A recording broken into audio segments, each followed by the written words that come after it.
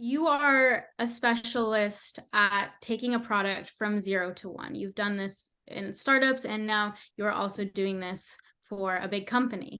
Could you talk more about the 0 to 1 process? Because that is like one of the hardest processes, getting Yeah. a product launched and going from nothing, from an idea, right? Yeah. It's literally taking from scratch, building something from nothing is what it's actually called. And it's a very different way of product building. I'm actually currently working on a product I'm trying to scale, and it's very, very different from 0 to 1 products because one, you don't have an existing audience, you don't have any data or metrics. So you're literally building from product sense and hopefully like deep user discovery.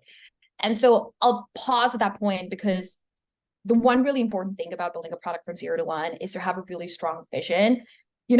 You should know something unique and interesting about this area that nobody else does, right? So whether that is a metric you're trying to move or is strategic to why your company wants to go into that area, make sure that vision is like super fleshed out and you have consensus around the vision. That's one of the biggest mistakes I think I see 0 to 1 product managers do is they're told that, hey, go do this, and they're like, great, I will go do this, instead of trying to really build that vision out.